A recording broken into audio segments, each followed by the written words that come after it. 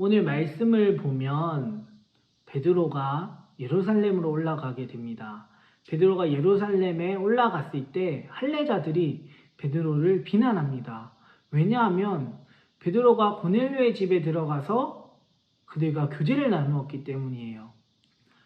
이것이 뭐가 문제냐? 이들은 이방인들, 할례받지 않아 구원받지 못한 사람들과 교제를 나누어서는 안 된다라고 생각을 했던 거예요.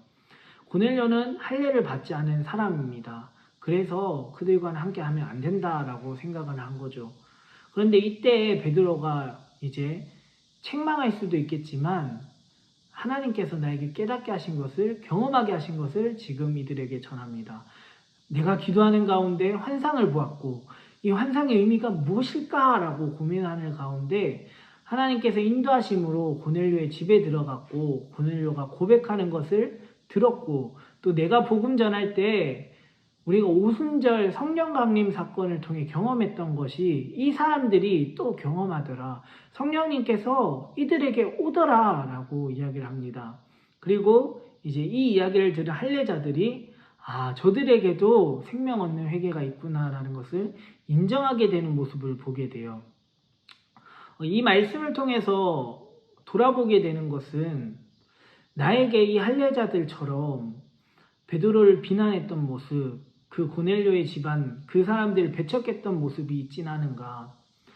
참된 진리를 안다고 생각하지만 이 비진리, 별로 그렇게 중요하지 않은 부분을 바라보면서 하나님이 구원하신, 하나님이 세우신 이 교회에 우리가 하나가 되어야 하는데, 하나님께서는 이 유대인들과 이방인의 벽을 허무시고 한 공동체가 되게 하셨는데, 그것을 알지 못한 채로 그들을 비난하고 배척했던 모습이 내 모습 가운데 있지 않은가.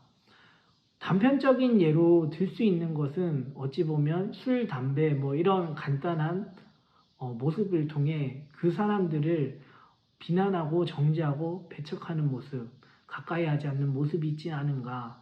전도사님이 술이 구원을 받지 못하게 하는 것은 아니다라고 가르쳤고 말을 했습니다. 그리고 여러분들에게 그렇지만 술을 마시지 맙시다라고 이야기를 했어요.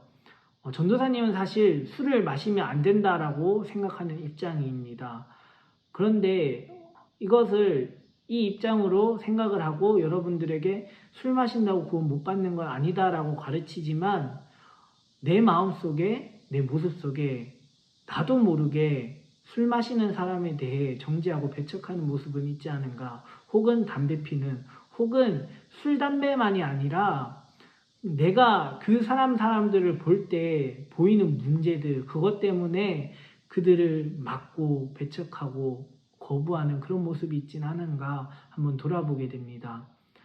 우리가 오늘 이 마지막 모습, 할례자들이 하나님께서 생명을 얻는 회개를 주셨구나 인정하며 이들과 이제 하나 되는 모습, 뒤에 안디옥 교회 이야기가 나오는데 결국에 이것들을 깨닫게 하셔서 하나님께서 이방인들과 함께 한 공동체를 이루어갈 수 있게 해주십니다.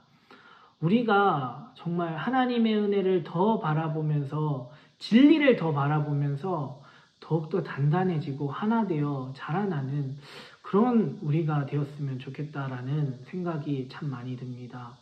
우리가 정말 더욱더 진리만을 바라보고 세워져가는 우리 모두가 더욱더 하나 되는 우리 모두가 되었으면 좋겠습니다.